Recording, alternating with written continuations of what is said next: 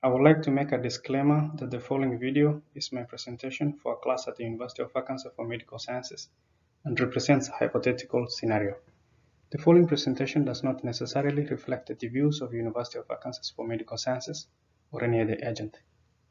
Hi, my name is Johanna Gom. In this presentation, I'll discuss key components in planning, implementing, and monitoring a behavior change communication campaign that increased condom use among male clients of sex workers in southern India.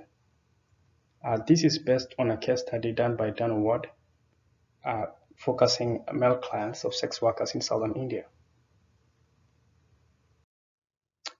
This is the outline for my presentation. The outline is as follows. I will discuss health belief model. I will call it HBM. And then the condom prevention programs that align or do not align with the health belief model. And then the theory of planned behavior. Does the program fit the theory of planned behavior or the health belief model, or both or neither? Then the issues and weaknesses with the intervention and their remedies. I will try to define the health belief model and then try to relate it to the case study. The health belief model is founded on a person's belief in a personal threat of an illness or a disease, and a person's belief in the effectiveness of the recommended health behavior or action will predict the kind of behavior a person will adopt.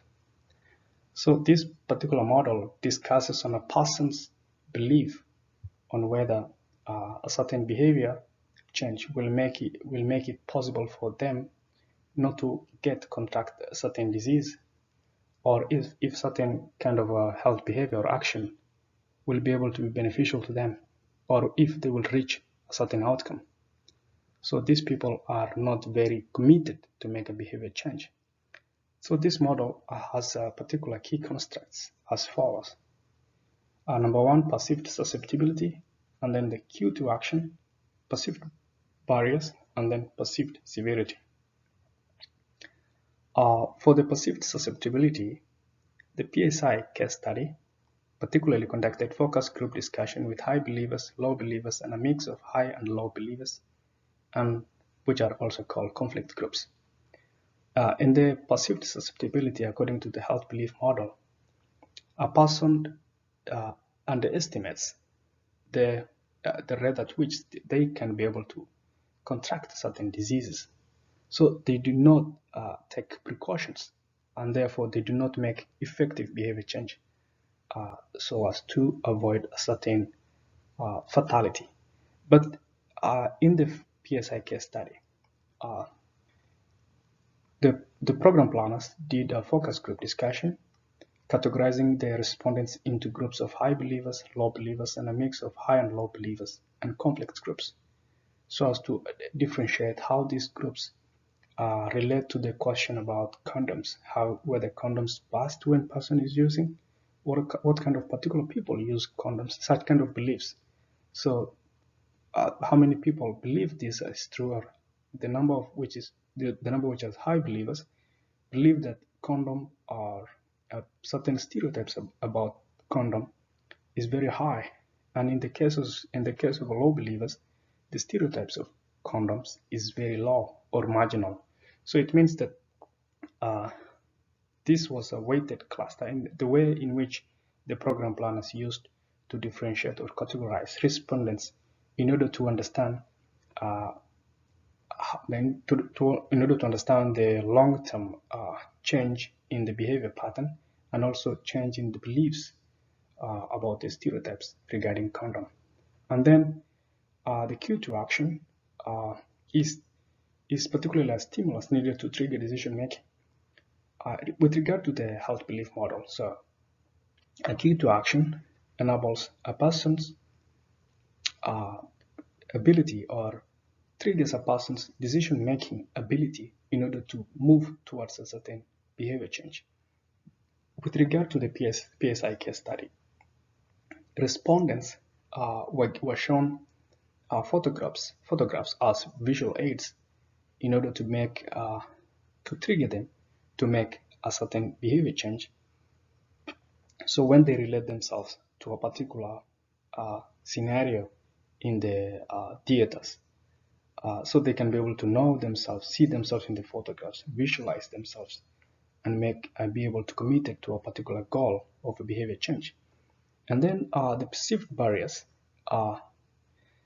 particularly is the condition in which someone or a particular person, a person does not make a behavior change because of fear or a particular barrier to an effective behavior. Because of these barriers, this person cannot make a proper decision. So therefore, um, with regard to the PSI case study, the PSI case study communication strategy in the intervention uh, involved pre-testing of research languages. So before research was done and the focus group discussion was done, uh, the research language was tested by qualified researchers, so as to enable neutrality and that the language is non-biased. In order to be able to get high and accurate results when trying to assess the respondents in the focus group discussions.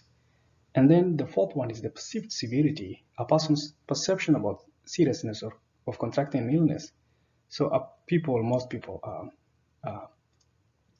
in the case study underestimated um, the severity of condom getting can be able to break or not, can be able to burst, or how effective is it when having a sexual intercourse. Therefore, these conditions triggered or reduced a proper behavior change. The theory of planned behavior, on the other hand, is founded on behavioral motivations and intentions, also behavioral controls and subjective norms. So this is particularly based on behavioral intent or motivation of a person in order to make a particular behavior change. If this person does not have particular attitudes or particular motivations, therefore they will not make that move, behavior change, in order to get into an expected outcome. So this person have particular attitudes that limit them. The key constructs of the theory of planned behavior include attitudes. A person's is either not favorable or has unfavorable perception about a certain behavior of interest. So therefore they cannot be able to make a behavior change. And the social norms also limit a person's ability to make a behavior change. And then the customary laws, the people's with approval or disapproval of a particular behavior makes it impossible for these people to make a behavior change which is going against the cultural norms.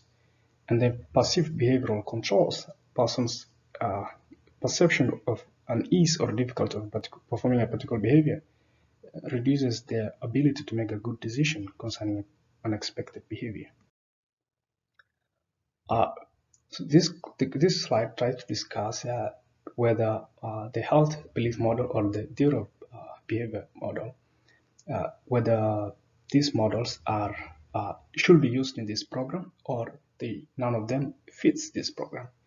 In my view, in the condom intervention program, in the PSI case study, both theories are applicable because in the case of the health belief model, it discusses individual ability to make behavior changes based on knowledge, a particular knowledge, based on individual knowledge, access to knowledge, so that a person can be able to make informed decisions. So, uh, regarding perceived susceptibility, regarding perceived barriers, regarding cue to action. So, the health belief model enables a person to make a behavior change because they have enough knowledge and information to make expected behavior change, and they are able to have an exposure in order to make required behavior change. So they're exposed to opportunities for better behaviors through learning, through advice. So in the case of the PSI case study, introducing condoms to people who never used condoms is an opportunity for people to have to make a choice whether to use condom or not, because condom is now available, but previously it wasn't available. So I believe that both models, the health belief model and the theory of behavior change, is very crucial for this program. And then in the case of the theory of planned behavior, attitudes, a particular person's attitude or motivations to make behavior change is very crucial, and which makes it possible for a person to make a behavior change. So therefore, knowledge itself is not very essential. It's not only essential; it's sufficient, but it's necessary, but not sufficient. On the other hand, the person's motivation is required. So therefore, both are necessary. Yeah, so both of them are necessary to make sufficient progress in behavior change. So the theory of behavior, planned behavior, induces a more personal motivation and intent to pursue a recommended behavior change or action. Regarding the health belief model, it induces a person to make sound judgment based on knowledge and exposure.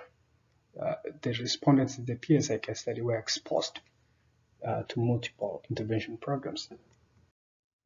The limitations of the case study include there was lack of exact number of male clients. It was difficult to ascertain the accuracy of the respondents' number because the members were continuously coming in and out of the street theater performance, so it was not possible to ascertain the number of reach, the reach of the coverage of the PSI case intervention program. So it was difficult to know whether the respondents were the actual target or they are not, or whether the program reached its goal. And then the other limitation is that the PSI case study intervention was quite expensive. It was quite difficult to trace the cost effectiveness of the study. So it was not easy to tell whether the PSI case study reached its goal with a very cost effective strategy. So expenditure in this case might be very higher than the outcome. And then the remedy for these limitations might be to include exposure to the PSI communication model should be consistent and long term. So the respondents who are exposed to the communication model by the PSI case study should be given consistent. They should be exposed to this communication model consistently and for a longer time, so that this case study can be effective for not just for a short duration of time, but for a long duration of time.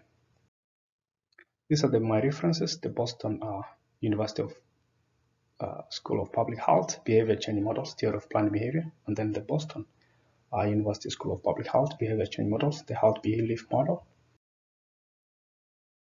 At this point, I can take questions. Feel free to ask any question.